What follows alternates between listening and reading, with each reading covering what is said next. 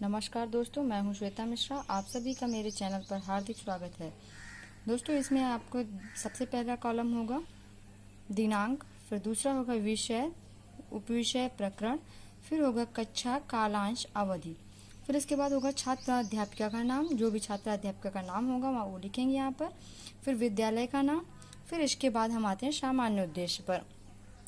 सामान्य उद्देश्य में हम लिखेंगे सबसे पहले छात्राओं में विज्ञान विषय के प्रति रुचि उत्पन्न करना। दूसरा, छात्राओं में वैज्ञानिक दृष्टिकोण उत्पन्न करना। फिर छात्राओं में विज्ञान के तथ्यों का ज्ञान कराना तथा व्यवहारिक उपयोग सिखाना। फिर छात्राओं में तर्क शक्ति, कल्पना शक्ति, कार्य शक्ति तथा विचार शक्ति का विकास करना। फिर इसके बाद छात्राओं में सृजनात्मकता की भावनाओं का विकास करना। ये आपके हुए सामान्य उद्देश्य। इसके बाद हम आते हैं विशिष्ट उद्देश्य में। विशिष्ट उद्देश्य में ऐसे ही कॉलम बनेंगे। फिर उसमें होगा छात्राएं विभिन्न प्रकार के कार्य करने में उपयोग हुई ऊर्जा के बारे में जान सकेंगी। फिर दूसरा होगा इसमें छात्राएं विभिन्न प्रकार के ऊर्जा रूपांतरण के विषय में जान सकेंगे। फिर इसके बाद शिक्षण सहायक सामग्री में चॉक, डस्टर, संकेतक, लपेट, सैंपट, चार्ट आदि लगता है। ठीक, फिर इसके बाद हम 4 कॉलम बनाएंगे, जिसमें होगा पहले शिक्षण बिंदु, छात्र अध्यापिका क्रिया, छात्र अनुक्रिया, शिक्षण विधि। शिक्षण बिंदु में प्रस्तावना प्रश्न होगा और फिर छात्र अध्यापिका में क्रिया में छात्र अध्यापिका क्वेश्चन पूछेगी छात्राओं से, हमारे जीवन में के प्रतिदिन क्रियाकलाप को करने में किसका प्रयोग होता है। तो छात्राओं की तरफ से उत्तर आएगा ऊर्जा का। फिर जो छात्राओं की तरफ से उत्तर आता है उसी को लेकर के हम क्वेश्चन फिर से पूछते हैं। ऊर्जा कहाँ से प्राप्त होती है, तो उत्तर मिलेगा हमें भोजन से। फिर इसके बाद भोजन से प्राप्त ऊर्जा के द्वारा हम क्या करते हैं, फिर आंसर आएगा छात्राओं की तरफ से कार्य। फिर इसके बाद क्वेश्चन नंबर हम 4 लेते हैं, कार्य करने की गति में जो ऊर्जा प्रयोग होती है उसे क्या कहते हैं। तो छात्राओं की तरफ से उत्तर मिला गतिज ऊर्जा। फिर हम पूछेंगे गतिज ऊर्जा का रूपांतरण कैसे होता है। तो छात्राओं की तरफ से आंसर कुछ नहीं आया, समस्यात्मक प्रश्न हो गया। जो समस्यात्मक प्रश्न होता है वही प्रकरण बन जाता है, वही हम पढ़ाते हैं। फिर उद्देश्य कथन, छात्राओं आज हम गतिज ऊर्जा के विषय में अध्ययन करेंगे। फिर इसके बाद हम प्रस्तुतिकरण लेते हैं। प्रस्तुतिकरण क्या होता है, जो हम टॉपिक होता है उसको हमें पढ़ाना होता है, प्रस्तुत करना होता है, उसकी व्याख्या करनी होती है। तो ठीक, हम गतिज ऊर्जा बच्चों को बताएंगे। ऊर्जा को ना तो उत्पन्न किया जा सकता ना ही नष्ट किया जा सकता है, बल्कि एक प्रकार की ऊर्जा को दूसरे प्रकार की ऊर्जा में बदला जा सकता है। इसके बाद किसी वस्तु के गति करने के कारण कार्य करने की क्षमता को गतिज ऊर्जा कहते हैं। जैसे नदी में बहते हुए पानी द्वारा लकड़ी के बड़े बड़े टुकड़ों को एक स्थान से दूसरे स्थान तक ले जाने का कार्य किया जाता है। इस ले जाने में जो ऊर्जा की खपत होती है उसे गतिज ऊर्जा कहते हैं।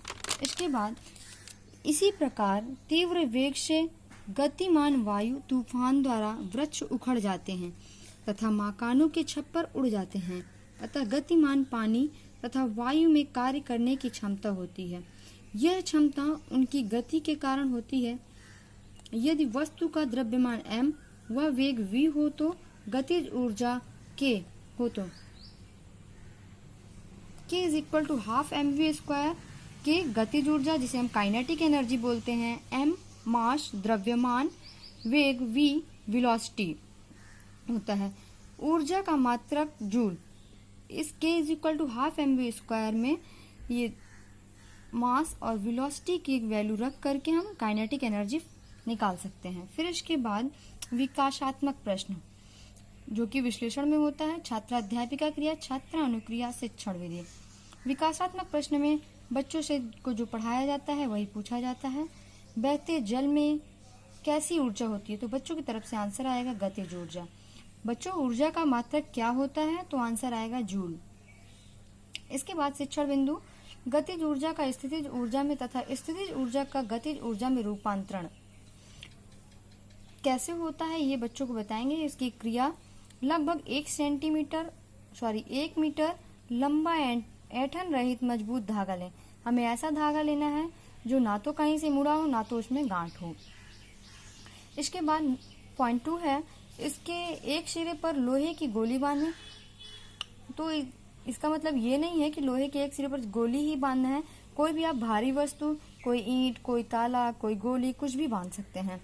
और इसके चित्रानुसार इसे दीवार, खूंटी से लटकाएं। अभी आपको चित्र दिखाया जाएगा। तो एक कील गाड़ लेते हैं, उसमें एक धागा लटका लेते हैं जिसमें एक ये ताला या तो ईंट या तो कोई लोलक, सरल लोलक जिसका मेन मतलब यूज होता है, जो सरल लोलक का यूज होता है। इसके बाद लोहे की गोली बिंदु ए तक ले जाकर छोड़ दीजिए। आपको चित्र में दिखाया जाएगा कैसे।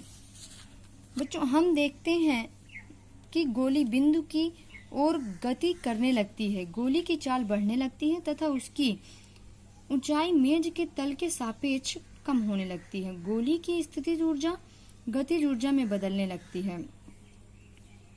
गोली की चाल बढ़ने लगती है, बिंदु बी पर संपूर्ण स्थितिज ऊर्जा गतिज ऊर्जा में परिवर्तित होती है। स्थितिज ऊर्जा, जो चीज स्थिर थी वह अब गति करने लगी है, तो इस प्रकार की ऊर्जा को हम क्या कहते हैं? गतिज ऊर्जा कहते हैं। इसके बाद कुल यांत्रिक ऊर्जा बराबर होता है स्थितिज ऊर्जा प्लस गतिज ऊर्जा। गतिज ऊर्जा का स्थितिज ऊर्जा में परिवर्तन हुआ, ठीक। गतिज, इसके बाद श्यामपट्ट कार्य होता है। श्यामपट्ट कार्य वह होता है जो हम बच्चों को ब्लैक बोर्ड में समझाते हैं। गतिज ऊर्जा का रूपांतरण कैसे हुआ?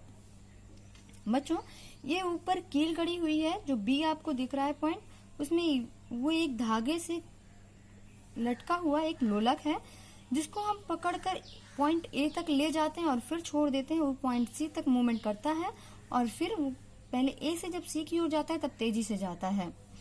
और जब यहाँ पर जो मेज होता है जिसके सापेक्ष लंबाई, उसकी ऊंचाई कम होने लगती है। इसके बाद बच्चों पुनरावृत्ति प्रश्न होता है। पुनरावृत्ति प्रश्न में भी वही होता है, बच्चों से पुनः पूछा जाता है, बच्चों गतिज ऊर्जा को किस सूत्र के द्वारा निरूपित किया गया?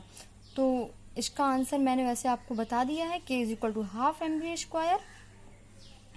गतिज ऊर्जा में वेग को किससे प्रदर्शित करते हैं? वेलोसिटी v से। इसके बाद ऊर्जा का मात्रक क्या होता है? जूल। ये सारे इनका सभी का आंसर बच्चों के द्वारा मिलेगा। कक्षा निरीक्षण। कक्षा निरीक्षण में छात्राध्यापिका ने छात्राओं को श्यामपट्ट कार्य लिखने को कहा, घूम घूम कर कक्षा का निरीक्षण किया। इसमें जब श्यामपट्ट कार्य दिखा दे देती है छात्राध्यापिका, श्यामपट्ट कार्य में समझा देती है, फिर मतलब कक्षा का निरीक्षण करती है कि बच्चों ने नोट डाउन किया नहीं किया, इन सारी चीजों का निरीक्षण करती है। इसके बाद बच्चों को होमवर्क देती है छात्राध्यापिका। होमवर्क जो होता है वो हम घर से लिख कर ले जाते हैं व्हाइट बोर्ड में या फिर ये श्यामपट्ट में, जो लपेट श्यामपट्ट होता है उसमें ले जाते हैं। बच्चों गृह कार्य में क्या दिया गया? गृह कार्य में दिया गया है, फर्स्ट क्वेश्चन है गतिज ऊर्जा का सूत्र बताइए, ऊर्जा का मात्रक बताइए, गतिज ऊर्जा किसमें परिवर्तित होती है। इन सभी क्वेश्चंस का आंसर छात्राओं के द्वारा दिया जाएगा। नमस्कार दोस्तों, अगर मेरा ये वीडियो पसंद आया हो तो सब्सक्राइब, शेयर और कमेंट करना बिल्कुल नहीं भेजें और बेल आइकॉन जरूर दबाएं। Thank you.